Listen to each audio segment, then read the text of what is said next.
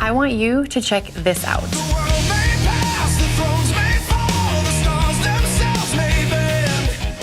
My boots with the gospel of peace. I walk on the fire where cowards retreat. My prayers are arrows, they pierce through the lies, they whistle through darkness. Sometimes I wonder if you hear me when I cast your cares on my shoulders, and I'll give you rest.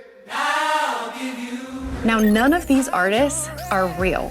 They're all AI generated. And that is a big problem. And I'm gonna tell you why.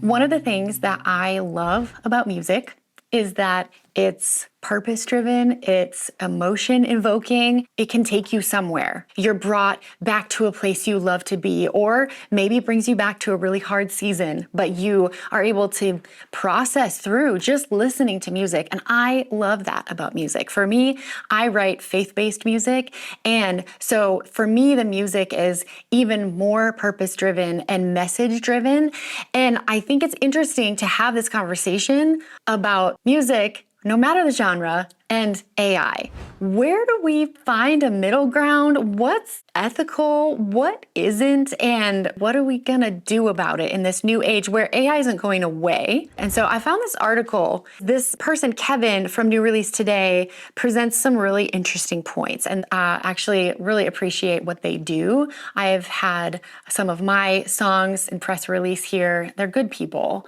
Kevin receives around 100 songs from around the world, like independent artists saying, hey, I'm trying to get my start, and would you listen? Because this is a reputable organization that does press releases for major artists, independent artists will come and say, hey, will you listen and review? And I think that's a really cool thing that they do. And for Kevin and for New Release Today, it's purpose-driven, paired with the gospel, and they've been seeing a shift. This is crazy. So in this article, he talks about how almost overnight, AI-generated music started to flood his inbox. And here's what I think is really interesting. After listening to music all day, every day for 25 plus years, I know what I'm seeing and hearing. And that's the first thing that I just want to comment on, because I think that you can tell when something is completely AI generated. Now, I'm not talking about you made it in Suno, you took it in your DAW and used it as inspiration and rebuilt the whole thing. But I'm talking about fully AI generated music. It's like very crisp, very clean, very perfect. And he says that here. And it's like when you compare and contrast them, you can tell the difference between lots of human input and all AI generated. Get this, more than 50% of the new submissions were AI generated. I'm not talking about auto-tune, MIDI, and synths. So for you, if you're like, well, AI is everywhere, it's in my plugins, that's not what we're talking about here. We're talking about fully generative AI. I love the efficiency tools, right? I love all of them. And he's right, they've shaped music for decades. And so we're not comparing that. What he's saying is that computers are replacing humans in every aspect of the creative process here with AI. Now, where it's interesting is this is faith-based, gospel-driven music. We are talking about, hey, we're sitting around a room, in a writing room, and then we're in a studio. And if our passion is to impact somebody with this message and encourage them with this message, it's really tricky to know where to land on all of this when there's no human input. It's all AI generated. Because he goes through kind of some of the stuff that we've talked about here with Deezer, with Suno. There's a guy who just pleaded guilty to flooding DSPs with thousands of AI generated tracks and making like $8 million or $12 million. He used fake streams. It's everywhere. We can't get away from it. He's like, I don't have a problem with AI generated music. I have a massive problem with it not being labeled. Right now it's being pitched, marketed, and playlisted right alongside human created music with no distinction. I can't use Spotify the same way anymore. Every few songs, I find myself questioning what I'm hearing. And I'm curious what you guys think in the comments, because I think he makes a good point here saying, I'm not fighting against AI generated music. It's out there, people are using it, and we've had so many people on this channel come to us and say, I'm doing it for fun. I'm doing it because I'm retired and it's bringing like joy back into the music I once loved. All of those things. And I love that for you. I think that for people who are working to make a full-time living with their music, from their music, it becomes very tricky to stand out and make a living when the market is just oversaturated with all these new thousands and thousands and thousands of new songs every single day that are fully AI generated. Back before fully generative AI was a thing, we would release a song and it would be old news fast enough anyway. It was already hard enough to stand out if you weren't a major label artist. But now it's even harder. What's happening with DSPs and different platforms saying, hey, we just want you to market if it's AI generated, I like that. I think it's going to be helpful for artists in general. Here's what he says. If you're creating AI Christian music and intentionally choosing not to disclose it, the issue speaks for itself. Transparency becomes a disadvantage because it turns off listeners, limits platform support, and reduces exposure. It's not a technology issue, it's a truth issue.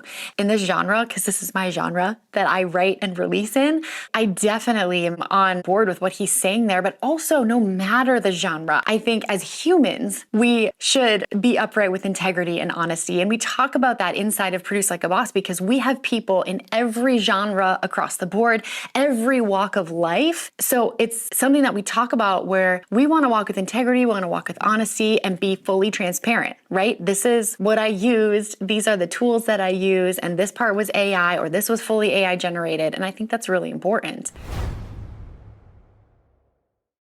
What does this mean for us? Well, first of all, I think it's important for us to decide our stance. Okay, we have conversations with our kids, cultural issues or current events, those kinds of things. We'll bring them up and we'll talk about them.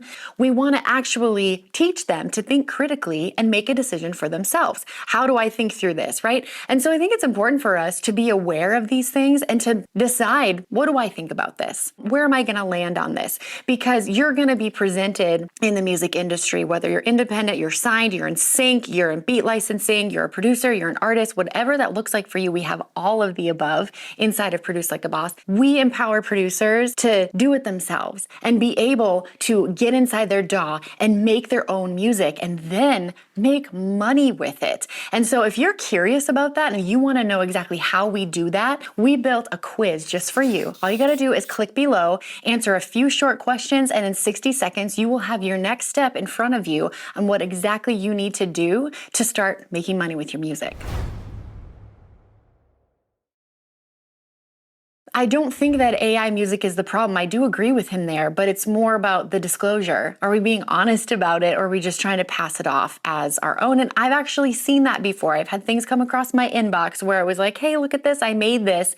And I'm like, I don't think so. You know, I can tell that this is AI generated. Now, if this person had said that, it would have changed the conversation a little bit because it builds trust, right? And we've talked about this inside of Produce Like a Boss. We did a sync cohort and our sync expert, Gabriel Candiani, was saying the same thing. In the sync world, it's a pretty gray area with AI. I mean, Warner Chappell, they don't want any AI as of now. That could change. But even if they were okay with it, if you try to pull a fast one over me and say, oh no, I didn't use any AI, but you did, well, the trust is broken. And then that relationship is going to be really hard to recover from because that trust was broken. And that's big. And especially in music and art, and we're sharing our art vulnerably. This is interesting. So he says, at New Release Today, we made a clear decision. We will not include, promote, or playlist AI-generated artists. He made one exception. They made a playlist, a New Christian AI playlist. It's an A to Z catalog of artists who don't exist. It's all AI generated music. He's just saying, we're gonna show you what the AI music sounds like, shine a light on that space. He, is a big advocate for the transparency piece, and so he's doing his part here, and that's interesting with how they're approaching that. They're also encouraging DSP partners to act, because 50% of listeners reject AI music immediately upon learning what it is. He's pushing for DSPs to be more transparent. And I think if we can come to a middle ground of, hey, we're cool with the different benefits that AI gives us, but we also want to be honest and open about it.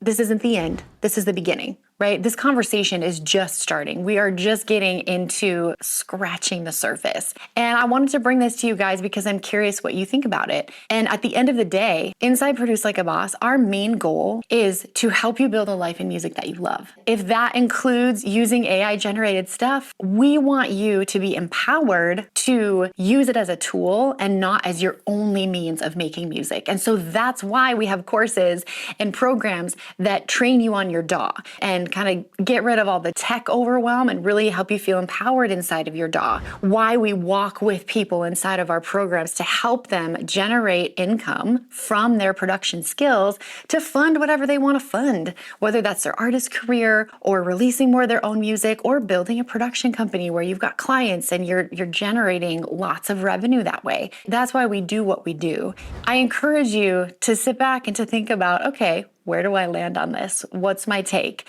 But there's a lot of questions. And for me, I still don't want to put all my eggs in that basket where I'm like, oh, sweet, I'm just going to do fully AI generated songs and not make any changes inside of my DAW. You know, the US Copyright Office is still saying, nope, you need human authorship. So I'm curious to know what you guys think in the comments. And that's all I got for you today. See you next time. Now remember, we have our 60-second quiz and you can fill it out today at the link below. And it's going to help you know your next step to creating music that sticks with people.